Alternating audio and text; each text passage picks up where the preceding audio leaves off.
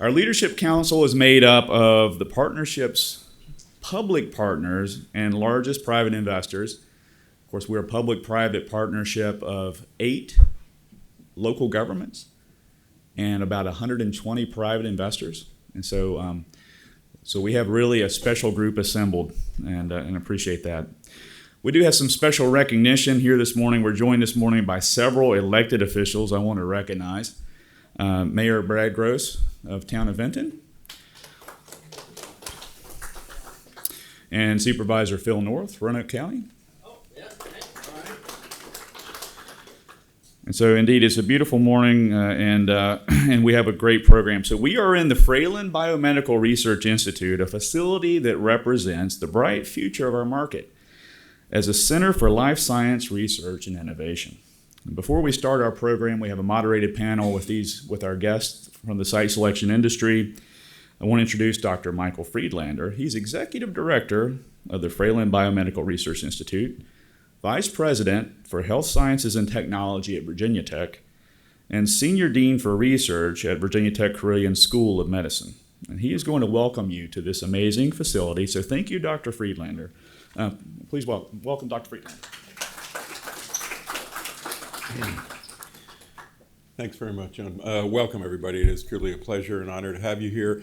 I know you're going to hear a lot of exciting things from the panel today. I'm sorry for the panel having to crane their necks around. I didn't realize the seating arrangement, but I want to just give you a quick little introduction to where you are and what this is about and where it fits into the ecosystem. We refer to something as the Roanoke Innovation Corridor. It's a little hard to see in this picture, but you're more or less here right now. This is the major hospital, Carilion Roanoke Memorial Hospital. This is the main street that goes to downtown. Downtown area is down here.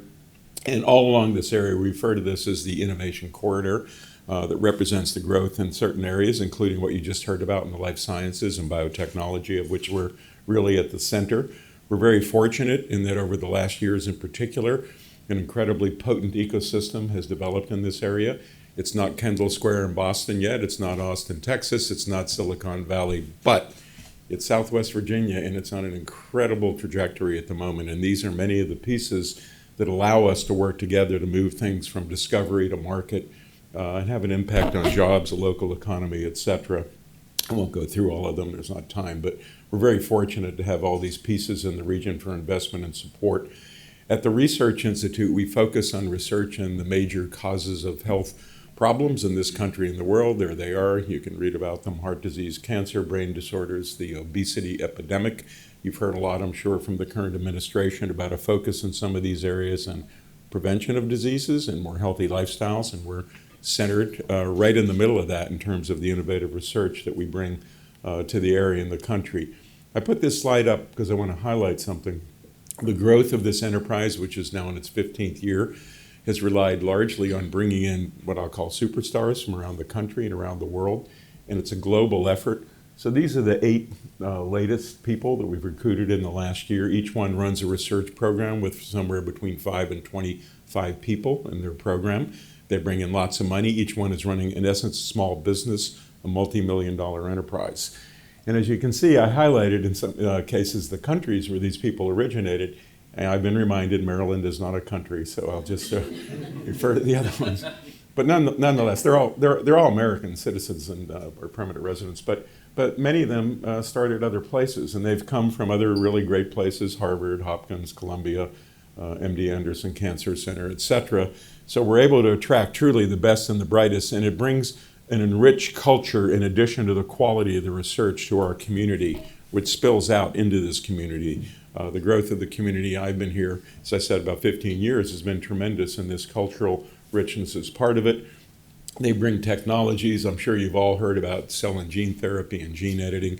We're right on the front end of that. We have a group working on new treatments for the #1 cause of death in the United States, heart failure and heart disease, using genetic engineering. This is now moving into clinical testing. We're very excited about that sort of approach. Sticking with that theme, what you've heard about cell and gene therapy, I'm sure, I just highlight one exciting area. We have a very strong partnership in Washington, D.C. with the Children's National Hospital. We actually have facilities and faculty up there. This is an article from several months ago now from the New York Times. It was on the front page about the first person cured of sickle cell disease using gene therapy at Children's National. And you don't throw the word cured around in our line of work very readily, but this is cured. It's a new type of therapy called gene editing that is absolutely sweeping the medical world, and we need to be on the front edge of that, and we're very fortunate. We've received support from the state and the city of Roanoke as well, working with our partners from Children's National to extend their outstanding program in cell and gene therapy here to the Roanoke region, and that represents a partnership between the city, the Innovation Alliance representing Roanoke and Blacksburg, Carilion Clinic, Children's National Hospital, and us as well. There's a facility down the street that's being renovated that will include housing for this program that we're very excited about. We're known for being on the leading edge of technology. This is one example. This is one of only a few in the world facilities called OPM. This child in here was told she would never use the right half of her body after she had a stroke, which is very common in children and babies, unbeknownst to many people, and using an intervention developed here in Roanoke and a new technology to be able to monitor what's happening in her brain. She's about 80 to 85% recovered, ended up playing tennis in college using the side of her body she was told she would never use, and she's a darn good tennis player. So we're very excited how our technology touches the lives of people. And the other thing we're doing is being very innovative about, as everybody knows, it's a very dynamic situation in the country and the world right now with respect to the economy, to health science, to research, to funding U.S. competitiveness. And we're all a little bit on edge and uncertain where that's going. But one thing I can tell you, we're innovators and we see challenges, we see opportunities where there are challenges. There's one example I give you. Several years ago, our team set up the COVID testing lab for all of Southwest Virginia here in the building you just had breakfast in. And that has now morphed into what we call a personalized molecular oncology program. They've been accredited by the various accrediting agencies using state-of-the-art technology for gene sequencing to provide for people in Southwest Virginia who won't have to drive to Duke, Johns Hopkins, University of Pennsylvania, stay right here and get not only the current contemporary leading edge science and medicine, next centuries as well. So we're very excited about that sort of innovation and what it's meant for the community. We've been designated as one of the 6 centers of excellence in the United States for this particular thing called focus ultrasound. I won't go into the details of that, but it's a very innovative way to treat cancer and brain disorders. And as I said, we're one of a small number of centers in the United States now that are recognized for moving that forward. We're on the front edge of research on obesity, as I mentioned. Dr. DeFelice Antonio has been mentioned quite frequently in the New York Times, Wall Street Journal recently, and the White House report on ultra-processed foods for her work on understanding the addictive properties of ultra-processed foods and what it means for our children in the obesity epidemic. And just by the numbers quickly, we have just under 700 people working here at Fralin Biomedical. 44 of those are leaders of our research teams, over 300 of support staff, and over 300 students working here. The average salary for the worker in this building is over $100,000, which is almost double the average salary here in Roanoke. So these are good paying jobs that add to the overall vibrancy of the community. And we did a quick little economic impact analysis for this past year, for the last 5 years and the last 10 years. These are the expenditures that have come out of the Research Institute, and this is the economic impact. The way that's calculated, a multiplier of $2.54 on the dollar is used, which is considered a very conservative estimate based on expenditures in this area as the money trickles through the community, the new money that's brought into the community. I like to tell people I moved here from Houston, Texas. If I got up in front of the crowds there and talked about $1 billion impact over a decade, people would probably yawn and fall asleep. In Houston, they tend to do that if the numbers aren't gigantic. It is Texas after all. But nonetheless, in Southwest Virginia, that's a meaningful number in our community, and it has a real impact. So we're proud to be part of contributing to that. Finally, I'll just add, a lot of the research here spins out into commercial enterprises. These are all startup companies that have come out of Fralin Biomedical Research Institute, led by our investigators for a variety of things, from treating cancer to brain disorders to what's called blockchain technology for tracking data and protecting it. So we have a lot of innovators that aren't just academic, but they bring this to the outside world, highlighted by this program that's going to result in a major scaled-up production facility here in Roanoke for the entire world for a new way to treat in cancer patients the untoward effects of radiation therapy. So we're happy to see those impacts. We also host a number of national, international conferences here, particularly at the Hotel Roanoke and Conference Center. These are a few that are coming up. worldwide conferences that we're pleased to be part of, adding to that dimension of the community. So as we go forward, the big things on the horizon, we have a new $30 million investment from the state for a clinical or patient research center. We have a private foundation who just put $50 million into the organization for cancer research, and I mentioned the cell and gene therapy. So even though they're uncertain and trying times, we also have a very bright future here, not only for the health of everybody in the community, but for the economic impact and quality of life in the community. So we're very pleased to be a small part of the whole ecosystem. So I'll end it there and let you get on to the conference. Thank you.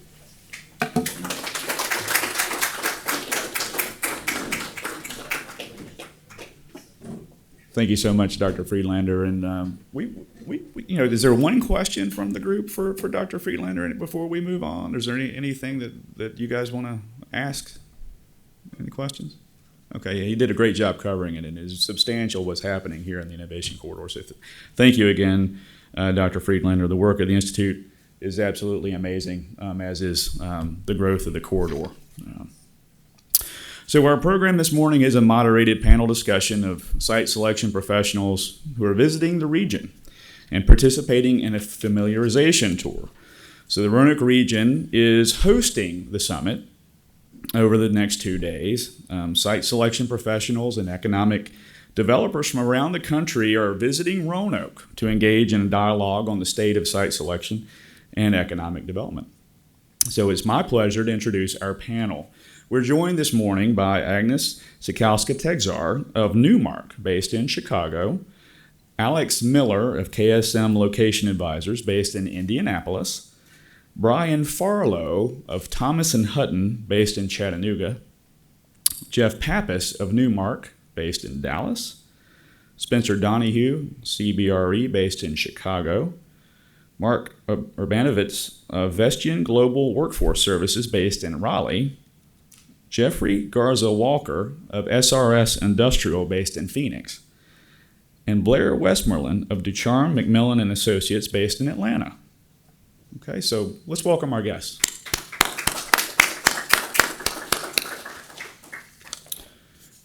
And now on to our questions. So we'll just go more or less in order here.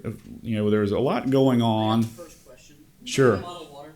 I'm sorry? Can I get a bottle of water? Okay, good. Oh, I thought that was yours. Oh, yeah, we've got it. All right, that's my question. Okay, all right. The rest of y'all's questions. Yeah. Who's missing? Brian. There you go, Brian. There you go. Let us know if you need anything. Okay. All right, so there's a lot going on, right, in the federal government sphere, right? And so I think it's a question on many folks' mind. How has, the new administration influenced site selection decisions, and what trends are emerging as a result? This is all happening in real time, and so we were hoping, I think, to kick this one to Spencer, as a matter of fact. So Spencer, would you speak to that question? Yeah, sure. I think what we're seeing is companies are generally taking a little bit longer to look at kicking off new projects and are evaluating more factors prior to taking it to leadership for consideration. Really what's driving that is the uncertainty of what we're seeing at a federal level. So I think as the smoke clears and we get more definitive direction from the federal government, we'll see that speed up. Fortunately for us, with projects that kicked off in the last 18 months or so, have not necessarily died. But we're seeing, like I said, projects that have kicked off maybe in the last 90 days saying, hey, you know what, let's pause. This doesn't seem like the right time for us to go to leadership and ask them to kick off a huge site selection search given the uncertainty. But as soon as we get, like I said, more definitive direction, we'll be able to kind of move this forward and share up the chain. Thank you, Spencer. I'll add to that my team works with a lot of 3PL companies, industrial groups, and the question of tariffs has weighed heavily on their decision-making process, and a lot of projects that were going to be expanded or kicked off in 2025 have pumped the brakes. They're not negative, they're not pessimistic with regards to how to proceed. They just want to see some definitive answers and make a decision one way or another. They'll adjust. So as a result, on our end, we're doing a lot more homework and research to try to understand different pathways for it. So call it more time spent in the library than necessarily in the field. But I would say that it's very, very important that decisions be made one way or another in the next 30 to 60 days so that items can proceed as they need to. Thank you, I Mark. want to add to that just because, Mark, I think you may mention, I can't remember who we were talking to the last night, was all these communities are pretty similar when you're looking across the United States. Wages are relatively similar in some of these markets, because you're usually, when you're analyzing markets, you're probably analyzing your peer markets, not Chicago to Tulsa, right? It's probably Chicago to New York. And so all these markets are pretty similar in population growth rates, wages, talent attraction, quality of life. So they're all about the same. But what's happening, and it seems like it's every year, companies, they look at the leadership of the state, the community, and the country. I know right now it's a little hot spot right now with our government making a bunch of rash decisions, but a company will sit there and go, okay, if this all data is the same, this governor is, like Texas is feeling it right now. Even though Texas gets a lot of projects, our governor has really moved to pretty far right than where he was. So a lot of companies are saying, you know what, Texas is just not where I want to be right now, because the governor and even though he's on his way out, but for years, Abbott was kind of a hot rod. So they're like, so if you have a governor that's kind of, outspoken, it does affect companies' decisions on going into that area. United States, look, the president's for everybody, apparently, right?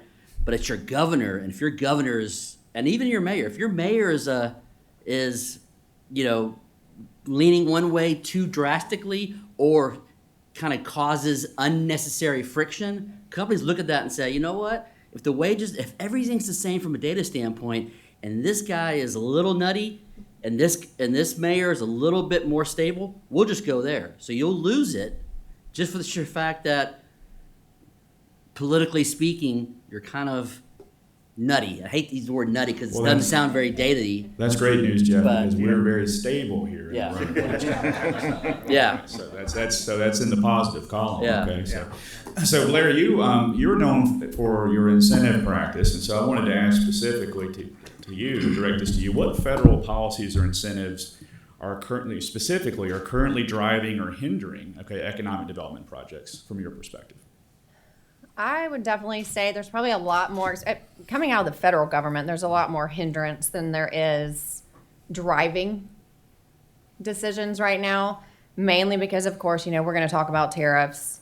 Everybody knows that every day we hear something different about tariffs. So, it affects one industry differently one week over a different industry the following week, depending on what's been announced and which hikes are affecting what industries. But I will say any of the projects that were highly, highly dependent on any IRA incentives, those are all going away, if not already gone. And then especially if companies are heavily reliant on any sort of funding from China, Russia, Iran, the FEOC language is in there, and a lot of states are following suit. And I know Kansas City just added some FEOC language into a couple of their incentive policies. If any companies are associated with those particular companies, they're disallowing them for incentives. I will say opportunity zones. That was a buzzword for a long time. Federal opportunity zones. They're going to be back. So if you do have property that falls into that opportunity zone opportunity, then those will be hot spots again. That's exciting. It is. That part is exciting. We're all still waiting to see what other focuses come out of the new administration. even though IRAs are gone, it's not, it's still not stopping some of the clean energy projects. EV projects are still out there in a number of different capacities. But in nuclear is going to be a big topic coming out of Washington, and how funding is going to shift to a lot of nuclear efforts. But where we're seeing states having to step up is not waiting for federal incentives to really shape what they want to see in their states and communities, and start being proactive and saying, this is what we're going to get behind. So we're already seeing states like Arkansas passed a recent incentive bill around companies that want to particularly expand in their state just around automation and modification. So there may not be a lot of jobs associated with those types of projects, but because workforce is a challenge everywhere, a lot of companies are having to make the decisions to shift to an automative facility. So they're either losing jobs or having to upskill their existing workforce. And so Arkansas has been one of the first ones that have said, okay, we're going to support that. Even if a company is having to let go of employees, we still want to make sure that they're happy and have a path forward here in Arkansas. Fantastic. It's really great to hear you say the word workforce and talent. And I would say, our state and our region has been quite intentional in designing solutions, for employers. And, we talked about some of our talent solutions yesterday. So my question, and this one is for Jeff, how important is it, that the region work to address talent solutions? Do programs like the Virginia Talent Accelerator and some of the regional programs we went over yesterday in terms of our custom employer-based solutions, do those benefit a region during a project evaluation, Mr. Pappas? Yes, I think, talent is tough anywhere. I don't care what industry you're in, right? You're going to have companies that are in the marketplace already struggling for if it's hiring people or it's retraining people, if it's, setting up a new facility and trying to figure out, where are the people, where are they going to come from, right? And I think it's going to be difficult anywhere across the U.S. So anything that the states can do to say, first and foremost, how can we help the current, right, with whatever retraining they have, whether it's curriculum assistance, whether it's retraining of warehouse workers. As someone mentioned, I think it was Blair that mentioned it's going to be basically replacing those workers that are on the line. Now, if those manufacturing jobs are not going to come back to the United States, it's going to be a struggle. Anything that's manufacturing is probably going to be robotics. And it's not probably my expertise, but everything that I've heard is that's what's going to happen. So the workers that are on the front line are either going to go to a office type job or have to be retrained to stay with the current company. Because even if the robotics come in, the employers want to keep the employees that they have, right? Because attracting is probably twice as hard as keeping, right? Because if you have to extend someone's wage a little bit more, right? And if we have some government assistance or it's local assistance, university assistance, that's why I think the better communities that have multiple educational and academic systems that are in place and work with the economic development, I think is key, because that's where a lot of the training comes from. So if you're looking at a university, trade schools, I think trade schools are going to just explode, right? So if there's a way that the city can say, take funds and say, okay, how do we take the curriculum that's in place to help the new companies coming in, as well as the older companies that are currently there, that goes in place as well. So when you take your EDC funding and say, okay, where can we use this money the best, right? Marketing is difficult, right? It's hard to market your community just because marketing dollars they don't really seem, because you go out and go to marketing, you go to conferences and all that and things like this. But if you can take that and say, okay, what can we do to keep the ones that are here and retrain the ones that are here, because it's either they don't have the capability to do what the companies are going to be wanting them to do, or they don't want to be able to do that, because the older workforce is going out, probably the more I don't say educate, the more practical, that's been working in the workforce for a long time. If the focus now is 18 to 26-year-olds that have very limited work experience, sometimes it's their first or second job, they don't have, and the older workforce is really, I'm 58, I got one foot out the door, right? I got one foot out the door of my work and one foot in the grave, right? That So, can't be yeah. true, Jeff. So I think the training is how to make your workforce better is got to be Right. the number one. Right. Yeah. But we see it as multifold, right? It's training the indigent workforce, it's attracting workforce, it's providing employer solutions at the pace of the employer, right? You have to. You have to do that. So, I heard you mention automation, okay? And so that leads me to another topic. As we think about automation, there's a bold new horizon ahead of us, right? Some would say an industrial revolution, perhaps, right? And that is of artificial intelligence, okay? And so while none of us exactly have the perfect crystal ball, I was hoping for some perspective on how you see artificial intelligence impacting regions like Roanoke, okay, in the immediate years ahead, So let's go to Spencer for that one. Well, I think artificial intelligence, is probably just going to add to power demand. It's probably the thing that's top of the list from my perspective. So I think as much as the community can prepare itself to support higher levels of demand and position itself to be able to react quickly to support a project that's looking in the area, I think the better off the region would be. Okay, fantastic. And there's some thought about job transitions, right? McKinsey's done studies about transitions from roles and so forth. And, I think it's a topic that causes a lot of fear in people, right?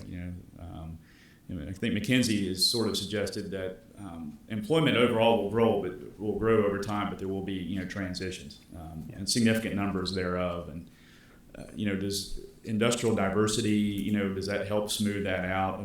Blair, what is your thought there? Yeah, I was going to say, I actually have my list. I wrote it down Fantastic. for the region. So I'm going to read. So some of the opportunities that we see AI offering, especially regions like Roanoke, I would say boosting productivity and innovation. So using AI, especially in a research institute, it's creating a lot of efficiencies for just mundane tasks. I don't know, how many people in here use any sort of AI, whether it's just to ask it a question. I feel like there is some sort of AI tool is always open on my computer at all times because I have it doing so many different tasks for me, whether it's creating my PowerPoints for me, organizing my talking points, rewriting my husband's resume 9 times to fit the exact description of the LinkedIn post or whatever the job description could be. It is getting smarter with Excel and creating functions within Excel. So if you're not Excel gurus, man, you can ask AI and it'll show you exactly how to do the formula within the Excel to build out a pivot table. Let's see, supporting economic diversity was also on my list. Some points I had for that were around AI can help identify emerging industry clusters. It can also optimize supply chains, improve workforce training programs, especially to help Roanoke to further diversify its economy and reduce reliance on traditional sectors. We talked a little bit about streamlining administrative tasks. It's also creating new jobs because one of the challenges is AI is also displacing. And what that means is it goes back to that upskilling of talent, and people are going to have to find new ways to work. No matter what industry they're in, they're going to have to find new ways to do it. Let's see if I had any. And then the last challenge I had in there was widening economic disparities. So just regions with less economic diversity or higher levels of inequality may be more vulnerable to the disruptive effects of AI, potentially leading to other economic disparities. So, You know, there's some pluses and some minuses. AI's here to stay. It's only getting smarter. Every time we ask it a question, it's getting smarter. So it's not going away. So now the time is to one, learn what AI is and how can you use it in your everyday processes to make you better. Does anyone else on the panel have any thoughts about artificial intelligence? I'll just toss this out there just from my experience as well too, is that there is going to be a disruption effect. When people are always asking me, you know, how's the office market doing in Chicago or how's the office market doing in New York? I always say that office always recovers, but the future of some industries are going to be seriously impacted by AI. I don't want to name any industries by name, but if there's an industry that can be automated or is mathematical or something in those lines, there's going to be disruption there. Why do you need 50 people to watch the country when you can have 3 people watching AI do the entire country? So there will be disruption, but as long as there's the upside there, that there's 100 years ago, there were no system administrators. So there's going to be careers that are created out of this that we may not be able to put our fingers on right now, but from the dust, the phoenix will rise, Jeffrey, for you. And it's just a question of, there may be some disruption, but obviously as long as workforces are willing to adapt and communities are willing to embrace that there will be change and evolution, there will be evolution. Well, I'm an AI beginner, and AI did not write these questions, okay? But we all have a lot to learn, right? Absolutely. So, well, we talk about the phoenix rising from the ashes, so I feel like it's quite natural to kick a question to Jeffrey, okay? So Jeffrey, we've talked about federal changes, we talked about AI, we've talked federal regulations, taxation. How is all of this, so you take it together as a package, how is that impacting companies in their location strategies right now? Yeah, well, I think we've sort of talked about it, but we're in these evolving times on a daily basis. We were talking about this morning. Is our administration, every day you wake up and you have to read the headlines because we're giving a new directive, and so a lot of companies are really being more patient about making those decisions because they sort of want to see how this all shakes out. And so we've sort of talked about companies are pausing, but they're not stopping what they're doing. I think that there's just much more of I want to kind of see how this plays out. But with that said, I've also talked about that this is a time when companies are going a little bit deeper, and Pappas mentioned this, where they're really looking at not only the top level, but they're going deeper into these areas and looking at what is the leadership in these areas like. And so one of the things last night that was great when we went to the dinner is it seems that you have a really good team around you and you're really saying the things that you need to say, which is we're a region. I always share that the places that are going to win more business are the places that are going to look at themselves as a region, not as a single location. And so if you get a win and it happens to be maybe not right here in your backyard, but it's 50 miles, 100 miles away, it's going to impact your region and it's going to help you grow. And so I think those are things that a lot of companies, as they take a little bit, I would just say a pause, I think they're looking deeper and trying to make sure that this is where I want to be and what I want to do. So I would continue to encourage you to keep that message because it does resonate.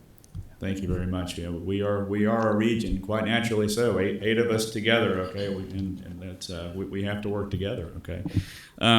Back to the AI topic just a second, because I think there's another dimension of this, and it was mentioned about energy, okay? And at the end of the day, I'm an infrastructure and dirt guy. I love dirt. And Brian, I think you are as well, right? So I rarely attend a consultant event anymore without discussing energy, okay? And so one thing about Roanoke is this region is energy rich. We have a new natural gas interstate natural gas pipeline. We have competitive electrical utilities with power on the grid.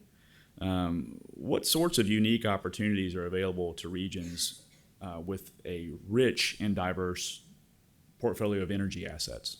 Brian. I mean, power is key to everything right now. We joke about having projects, less than 1,000 megawatts where, 7, 8 years ago, things over 100 megawatts was a monster project. So with the diversity of it, and this is an AEP area in Dominion. AEP, I've worked with more than Dominion, so if you're from Dominion, my apologies. But it's a good power group to work with. going forward, though, some of the bigger power users, we'll call them the data centers that are coming to the north and south of you at great numbers. A lot of them are following those natural gas lines because they're putting in natural gas turbine generators that produce, like a small ones are about 100 megawatts. Is that right, AEP? They only take up about an acre of space. So a lot of times we're looking at putting, I've got a client right now, we're looking to put about 5 or 6 of those to offset the strain on the grid itself. But having the power here and the clean water you guys have, but also your abundance of rail. I do a lot of rail serve projects, heavy industrial, and trying to find ready rail sites is becoming a much harder task than it was pre-pandemic. But the diversification of your power here is what also gives you a competitive advantage on the pricing per kilowatt hour, which is really important when you're talking about manufacturing at very small margins on their products. So, yeah, it is an advantage here in the valley. So, but Fantastic. it is When very you said critical. data centers to the north and the south, Northern Virginia, North Carolina, is that kind of? Yeah, there's a lot of big DCs that went up close to DC and Arlington area, and then you've got the Raleigh-Durham, and then even down into like the East Tennessee area. There's a lot of renewed focus there, and your power capabilities, like you mentioned yesterday, you've got like 100 megawatts just kind of hanging out. I almost fell out of my chair because I don't hear that very often.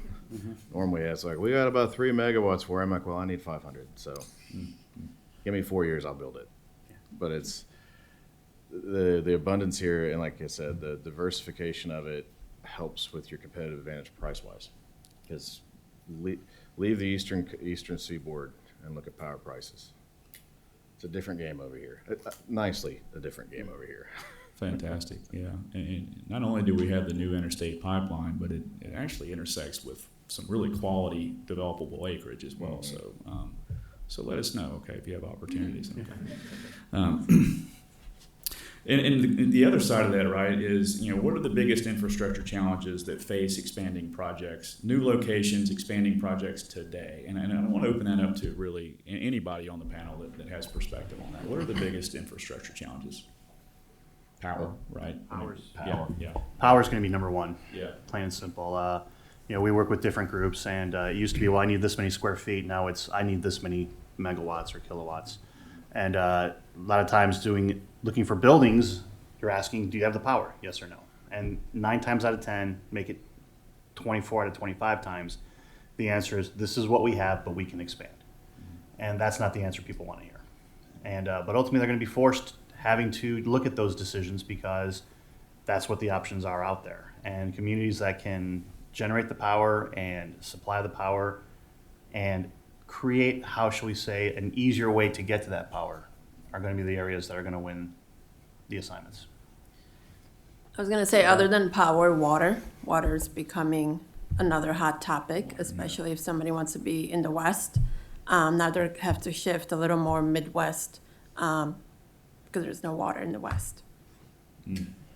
I was going to say, just the sheer number of sites that are truly site ready is few and far between. Pad ready is one thing, but site ready that has all the infrastructures there that can really reduce that timeline, because that's another thing that is just crazy right now is the projects that are moving forward, the condensed timeline is just, it's almost unrealistic. So there is no time. If your site is not ready, they're not going to give you time to have it ready. They're going to say, find me a site that is ready. Yeah, shovel ready is very, very important. Obviously, it's one thing to say I got the land. It's another thing to say that I'm ready to start digging and I've got all the entitlements in place and water and sewer and everything is ready to be tapped into. It's something that gets overlooked sometimes is roads.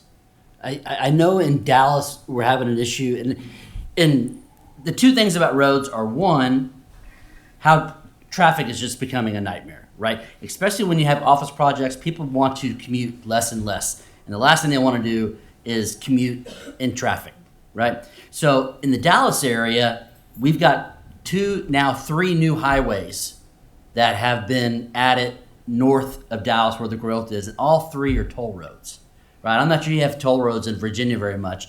The problem is now, if all the labor is going north, all the new highways are going north, and all the highways are toll, think about what you have to do to your worker. If you're having a wage issue, because wages are increasing, but a lot of companies don't want to increase their wages as much as they need to. Now, if every one of your workers that you're hiring has to take a toll, so now that's probably $100 a month, if not more, in tolls that is wasted by the employee that has to spend to come to work there, right? And then so that's part of it. And then it's, just simply having a light at a road. I can't remember where I was just not too long ago, and me and my clients are sitting there coming out of the business park, and there were no lights. So we sat there to turn left. We waited, I don't know how long to turn left, right? Because traffic was so bad that we just could not get across. And even trying to turn right was just as hard, because those cars that are coming this way, you can't turn left. The cars that are coming this way, you have a hard time speeding in there. Latin America, Egypt, they all know how to drive, right?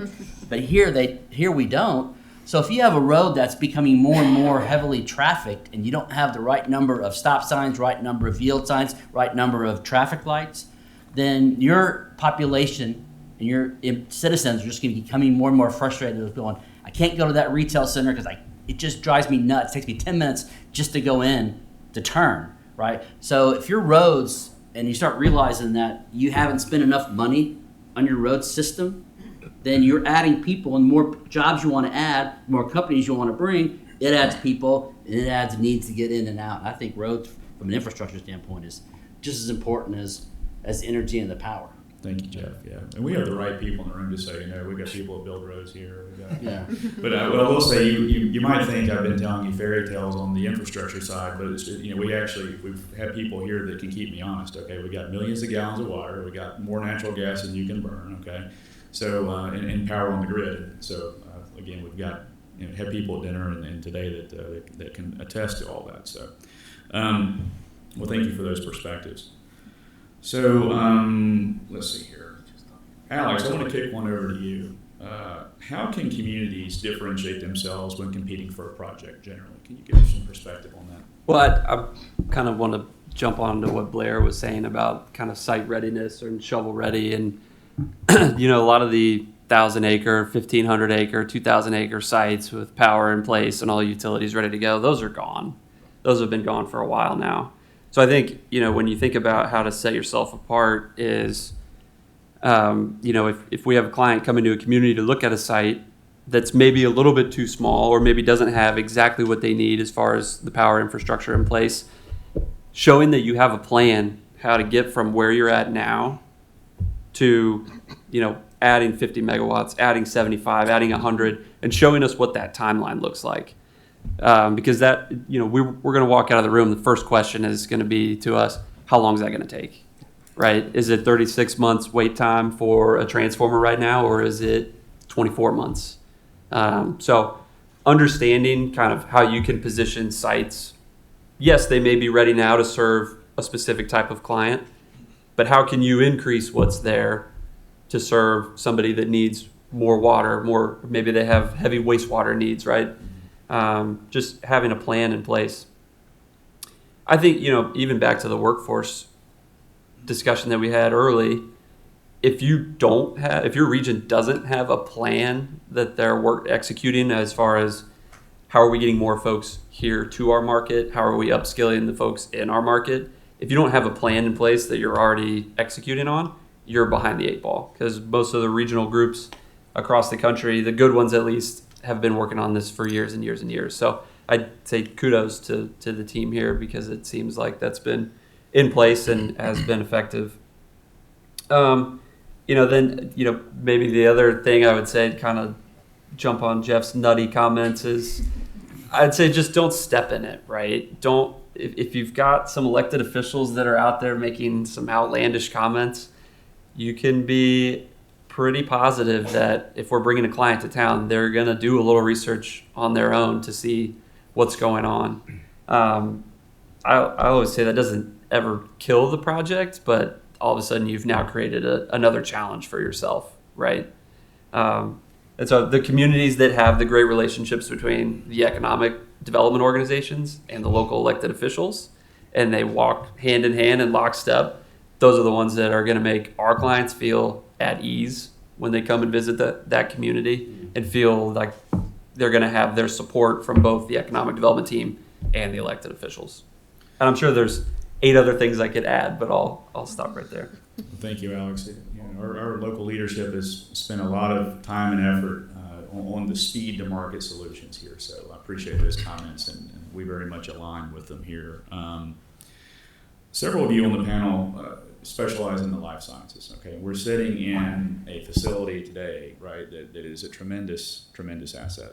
Okay, a partnership between the largest health system, is part of this corridor, Carilion Clinic, but also Virginia Tech, right? And we're in the research institute, for Virginia Tech. And so, what sorts of opportunities do you see after hearing Dr. Friedlander's vision, right, and the status of where things are? It's a vision that's come to pass. What kind of opportunities can be attracted to a region like this with the medical school, a burgeoning biotech innovation space, a brand new wet and dry lab incubator? How do we raise our profile, right, in the life science region and attract?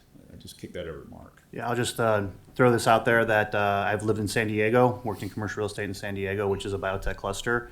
Went to the University of Maryland, Washington, D.C., which is a biotech cluster, and I now live in Raleigh, which is the Research Triangle Park, another life science cluster there.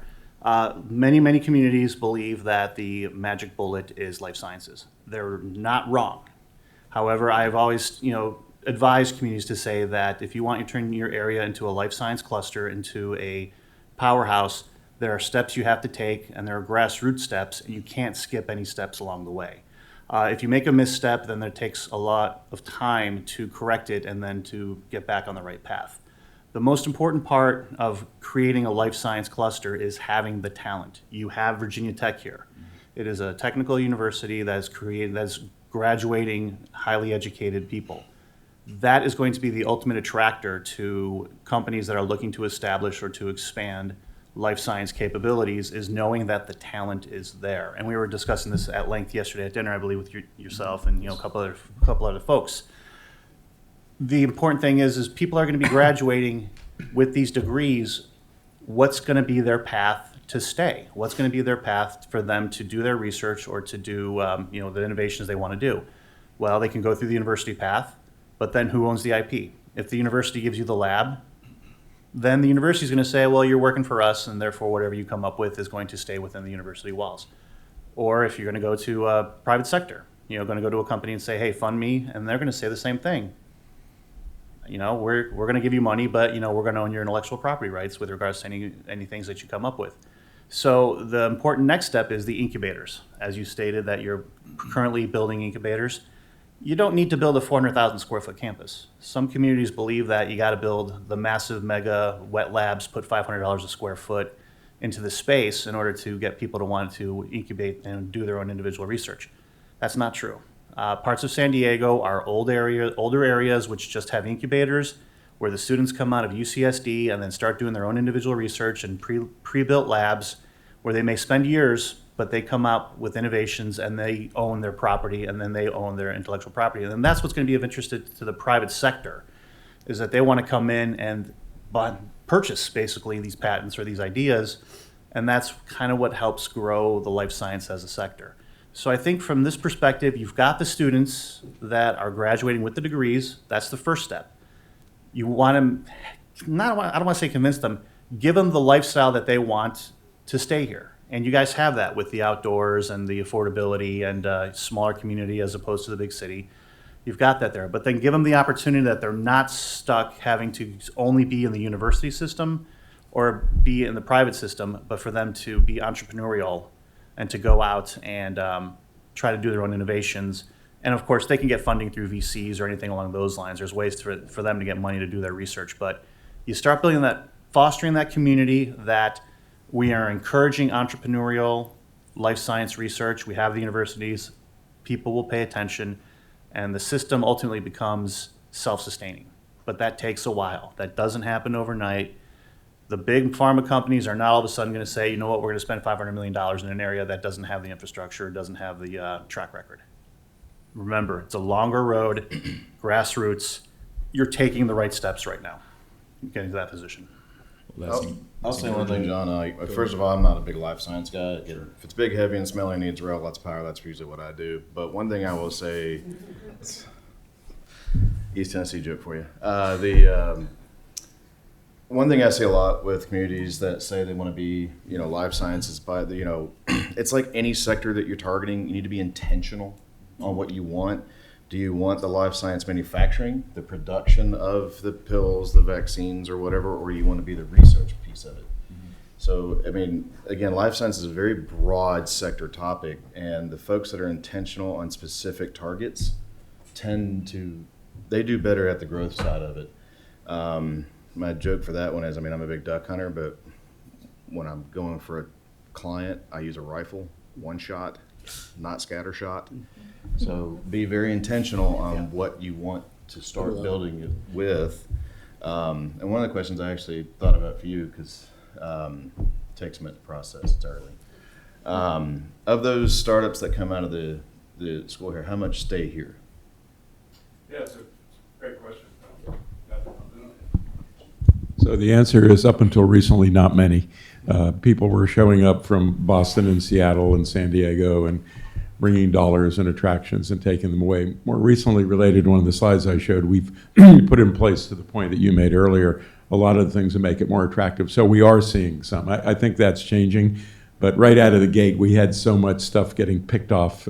Every time something great happened, they were scooped up. But we're seeing that change now. Yeah, and that's part of the life cycle there. It's going to take a while before these companies decide to say, you know what, we need to set up a presence here and be monitoring it. There's a reason why Torrey Pines in San Diego has every large life science company there, because they're a mature cluster there, and it's an active sector. They want to be where the action is, and that's where they're waiting to see what innovations are coming out of it. But to Brian's point also, there's a reason why Johnson & Johnson is building all their facilities in North Carolina, because they're massive in the triangle. When offshoots come out and they need manufacturing, it's easier for them just to build a facility in the next county over than it is to do a massive site selection, because, again, it's a self-sustaining biome. Does that mean that we don't target, to your point about, what was that, rifle shot? Shotgun versus rifling, Yeah. You can pick another one. My grandmother could have done that. Yeah. I don't speak that way. But the question is then, knowing that a company like that is already committed, do you go for that, or, oh, sorry. You always take a swing, okay? Okay. However, there is a concern in the life science industry the last couple of years. Do we want to invest in a market like South San Francisco, where rents are $132 a square foot, or we can go to Boston, where they're $115 a square foot? So large pharmaceutical companies, life science firms, are cost conscious. So they are willing to take a look outside of their traditional sectors. It's just a question of, is the talent there, and is the nurturing of the sector occurring? So we've got all of that, right? You do have all of it growing, yes. But do you have an established life science cluster where you have, 5-6 companies that are already starting to set up shop? That takes a while. That takes the growth I'm talking about, the time. What does your hospital need? What's Virginia Tech bringing out to you from a talent standpoint? But what's the local hospitals and the regional hospitals? What do they need? And what are they like? If they need nursing, okay, well, you better find nursing. If we're a manufacturing hospital that we've got 5 or 6 companies that are doing this, then you'll lean towards the manufacturing. So you look at it and see what's currently in place and what's currently needed. These are big corporations, big companies that are business minded. If you show your potential and you show your opportunities and you show your strengths, they'll listen. It might take a while, but they'll listen. Well, in any cluster, think about the supply chain too. How far are we from Research Triangle? 3 hours? Yeah, 3 4 hours. Yeah. 3 hours to DC. So there's the production aspect too. Vials, packaging, things of that nature also that are a big part of that industry. And you're close enough to a major hub to look at the supply chain. And that's another way you can kind of build into it, is if you get the folks making the packaging and all that for that sector, then you can pull the actual manufacturing And also, eventually. keep in mind, if all of a sudden you now have strong manufacturing, the box makers will open a facility in your neighborhood, knowing that there's now a need to satisfy that packaging end. Well, one of the things that the Commonwealth has been very intentional with life science is locating specific sectors within areas that have that expertise. So VCU in Richmond is one sector. Charlottesville is another one. Petersburg is really where the manufacturing is being centered. Down here, we focus on what FBRI has specialties in. So I think from the Commonwealth level, it's been very intentional where we have all these different sectors, but they're all related, and we know that we're not going to chase something that we don't have the infrastructure to go ahead and attract. Sure. And as I said, every community wants life sciences, because it creates high-paying jobs, it creates other jobs in other sectors, also lower scale jobs as well too. And people are always going to get sick, and people are always going to be hungry. I should have held that life science question until right before Q&A. But people are very interested in that. Any other follow-up from Richard? So we've talked a lot about the positives today. Based on your experience so far, if there's one thing that you could either change about Roanoke or improve about the area that would make us more competitive, what would that be? Get younger. My clients, and again, I'm more office than maybe some of the other ones here, so it's a bit more labor intense. So I think the key for any community is your 18 to 26 year olds. Are A, do you have them? And B, are you keeping them, catching them, right? I think with Virginia Tech nearby, I mean, and I think all of my wonderful peers here will say, when you look at a community, what is that driver in that community, right? What's driving people here? Well, in the city of Roanoke, in that region, yes, you have Virginia Tech, but are you catching them? If you're not really catching Virginia Tech, then you don't really use them as a driver to your community. Because if they go to Virginia Tech and they leave, it doesn't do Roanoke any good. So Roanoke doesn't really need to say, hey, we got Virginia Tech in our backyard, but they don't do anything for Roanoke, right? You may catch some of them. So you look at it and say, okay, then what is it for the young people? I saw this yesterday. I've never been to Roanoke. I'm not sure how many here, but I've never been here before. I've researched it like crazy. But the mountains and the outdoors, right? What someone say, from rail to trail? Was that the phrase? Yeah. Train to rail to trail. I thought that was great. And so everything you have here should attract the young people. And if the young people aren't coming here, then you're like, okay, if we're not keeping the 18 to 26 year olds and they're leaving to start their career, what if they don't come back? What if there's nothing here for them to come back to? Yeah, the schools are great, and I could raise my family. Well, what's happened now, in the 60s, 2+ households, it was 57% of the United States had 2+ in their household. Now it's probably under 20. I think it's like 17 or 18% of 2+ households in the U.S. So A, there's less families, right? When there's less families, there's less younger population coming into the population and the workforce, right? And there's less need if they don't have kids and they grew up here. What's having them come back? If they had kids, when they come back, what's their goal? Hey, I have kids. I want to go out and live a life. My grandparents are here. My parents are here. Let's give the kids there, because daycare is 1/3 of your salary. So they come back to a community where they grew up because their family's there and they can take care of their kids when they don't want to take care of them. Well, they're not having kids. They can go anywhere, right? And if they're having kids later on in life, wherever they had those kids and those kids set up in their high schools and grade schools and all that, they don't want to move, right? So if you're losing that 18 to 26 year old, how do you get them back and how do you keep them? And I think that is a huge negative. There's very few negatives. And I think, and maybe it was Brian, I can't remember, or no, Alex, it was Alex. It's not, when we do site consulting, it's not about selecting a market. It's about not selecting a market. It's about how do we remove those from the options, right? It's how do we eliminate markets. And there's one little thing you could eliminate, it becomes a bigger thing. Thank you. Thank you for that. Yes, Matt. Hold for Mike, please. Okay. Thank you. I probably don't need a mic, but I'll hold it for It's my job, so. looks. You've got the stick. Super appreciate you all being here. This is like active real world discussion is awesome. I'm a local commercial real estate guy. I've got like 10 questions in my notes. I will get it down to a 1A, 1B. I think I'm going to say Roanoke, and I mean the region. I think the Roanoke market is a little bit unique where we have a lot of public and municipally owned sites versus private. And then, so I guess my first 1A question is, when you're doing site selection, how much of your work is with public sites and municipality sites versus privately owned? And then 2, of those sites, how much is manufacturing and how much is logistics or distribution? Because when you have publicly owned sites, they want manufacturing for the tax incentives. And when you have privately owned sites, we do not care. Build as big a distribution center that has 5 employees as you want. So 1A, public versus private, and then B, how much manufacturing versus distribution? Go ahead. I was gonna say, when it comes to public and municipally owned land, we definitely prefer it, because now we're not going through 15 different family owners to try to buy that land. And yes, they're typically industrial projects. So I will say, like, as far as what I get submitted, it's a combination of public versus private. To Agnes's point, public sometimes is a little easier to work with. The challenge is for the public side, especially if they're grant driven, to be prepared. I mean, this is Appalachia. I'm from Appalachia too. Like, Appalachia Flat's very different from Texas Flat. That's right. Everybody else calls it gently rolling. No, that's flat.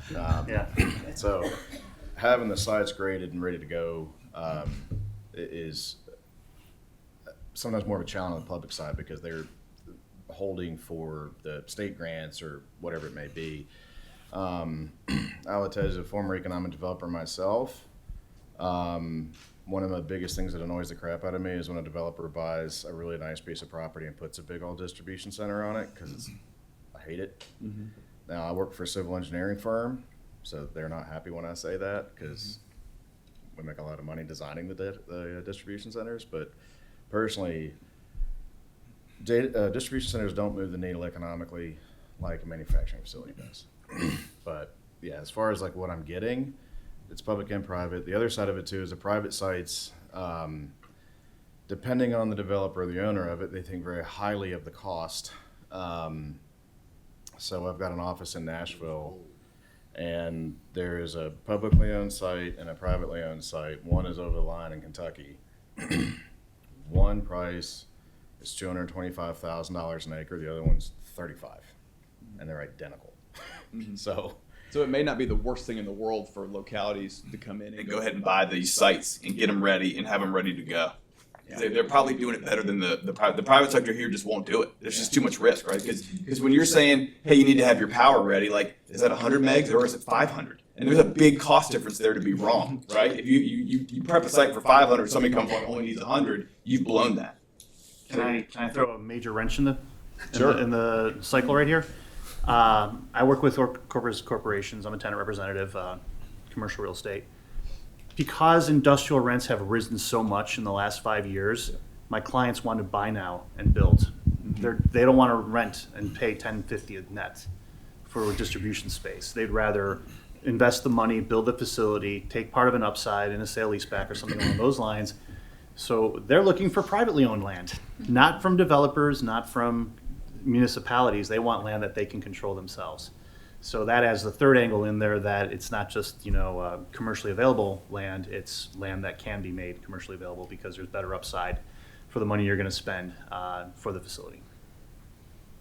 What about manufacturing versus distribution? We've got both. Most traditionally manufacturers want to own their commercial real estate, because if they're going to put $20 million into a facility, capital-wise, they're going to want to own the facility so they can control the asset. Whereas distribution is, you're just putting racking up. Well, I mean, so, as your project mix as a whole, like I hear, hey, manufacturing ain't coming. I do more distribution. I do more 3PL with my team, and they're okay with regards to paying rents. But some companies are looking at their bottom lines and saying it's unsustainable to be at $12.50, $10.50 nets. We got to look at different angles, different options. So more companies are saying, let's see what we can do to buy, and either own our asset or participate in an upside. I was gonna say, I only do distribution if one of my manufacturing clients needs a distribution facility. So I very rarely get involved with just straight distribution. Yeah. Yeah, I mean, Manufacturers my do need breakdown is, distribution space. Yeah. between Yeah. about 25% is distribution and then 75% is manufacturing.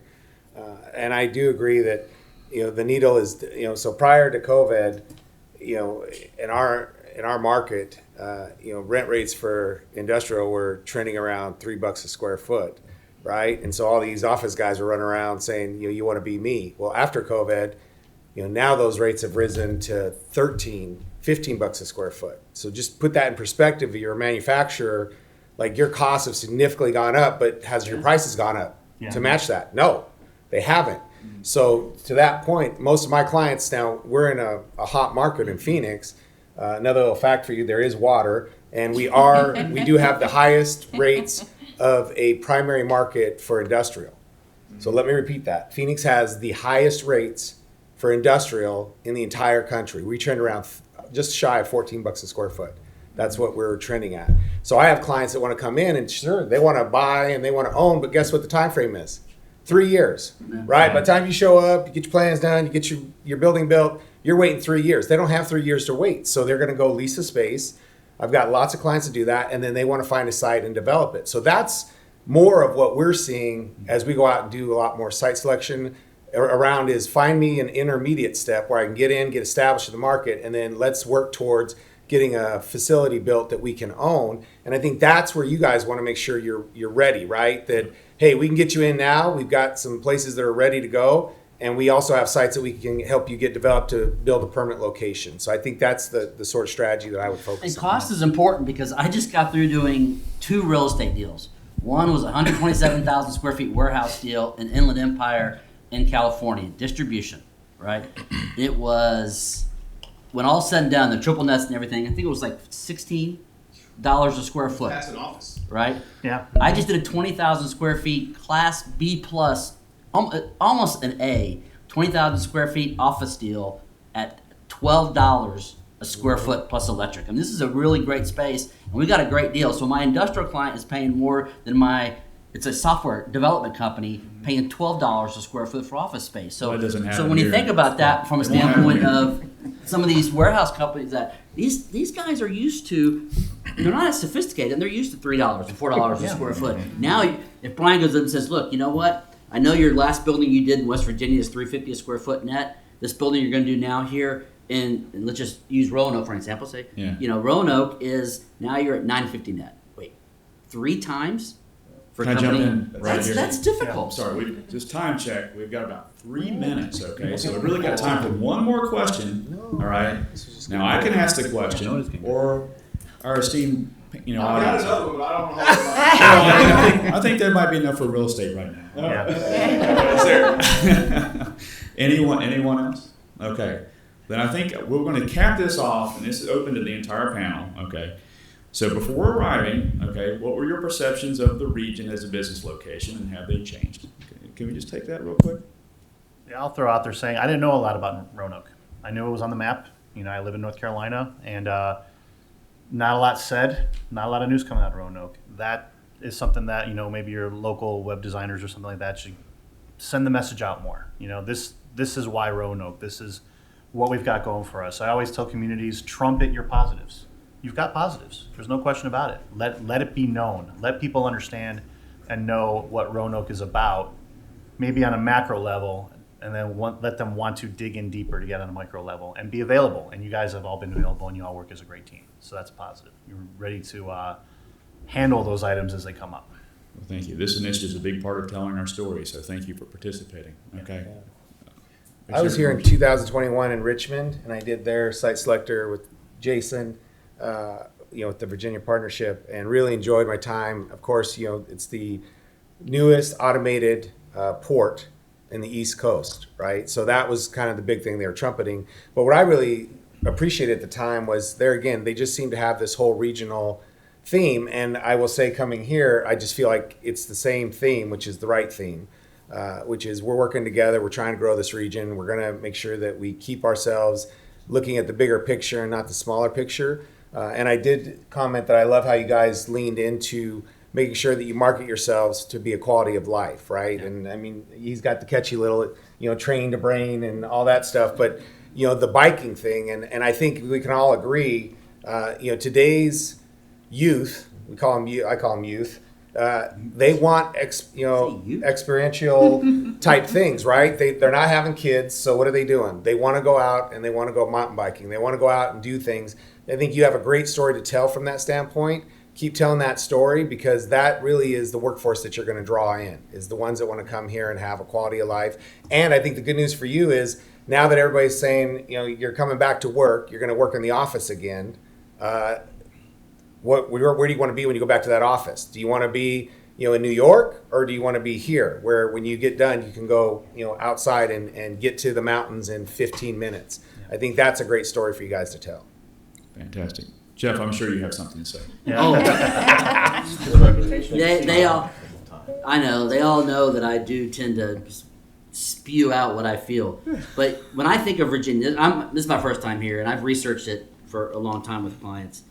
When most of my clients think of Virginia, they think of the Northeast Virginia. They think of basically southern DC without the traffic, right? And so it's like, so this is totally different. This is, this is more Appalachian, and I don't mean that in a negative way. I mean that in a positive way. Appalachian. So Appalachian. Then the DOD, kind of DC kind of governmental type tech. It's a mixture of things here. And I thought that was pretty interesting. I think this has a more hometown feel, because when I got in yesterday, I walked across the walkway, went to a Turkish cafe, and got some fantastic coffee in a cool little downtown. I wasn't expecting that. I've been to Richmond, and this is not Richmond. Right. I've been to northern parts of Virginia.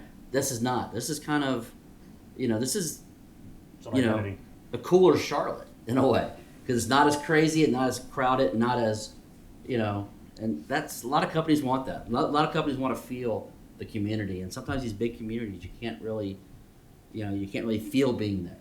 Fantastic. I'll tell you, John, I got a lot of family in Shore, Maryland, so I've driven up 81 most of my life to go visit them.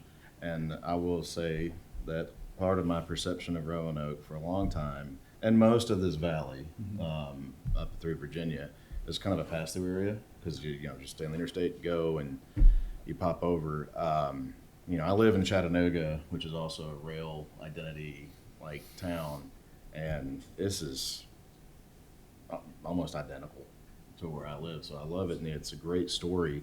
One of the challenges I think that I see a lot, and it's more common than you think, but you've got a mountain, and so normally when I hear about Virginia, we have a few of them, Brian.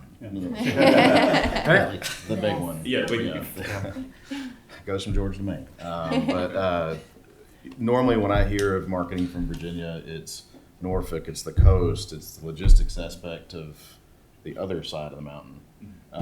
Whereas this valley, and I was talking with Jay Langston up in the Shenandoah Valley, that it's, y'all need to be a little bit louder. Yeah. Be very proud. I mean, I know it's an Appalachian thing to be, modest, but humble bragging is okay here.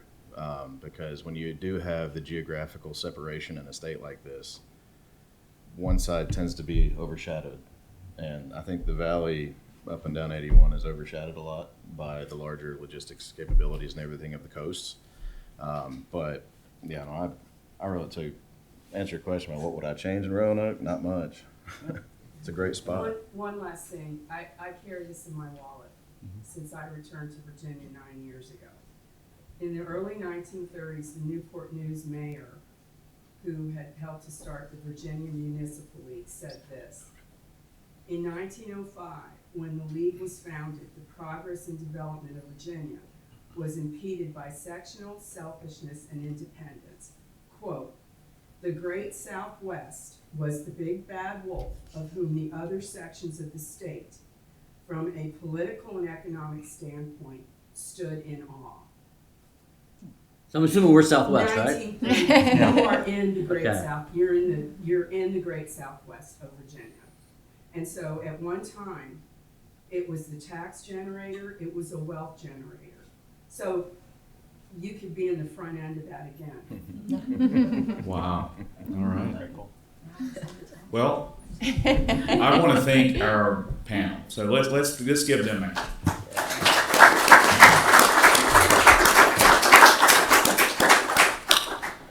This group has taken time to experience Roanoke, and we're ecstatic to have the opportunity to give them this experience. And of course, that's thanks to all of you and your participation and support of the partnership. So I want to thank you, thank our leadership as well. So thank the Leadership Council. Appreciate that. Thank yourself. Yep. So this wraps up our this portion of the event. We're going to take the consultants. We have a brief kind of break and interlude here, okay, and then we're going to take a tour of this facility, okay. All right. So thank you all for attending. Appreciate it. We'll meet right out here.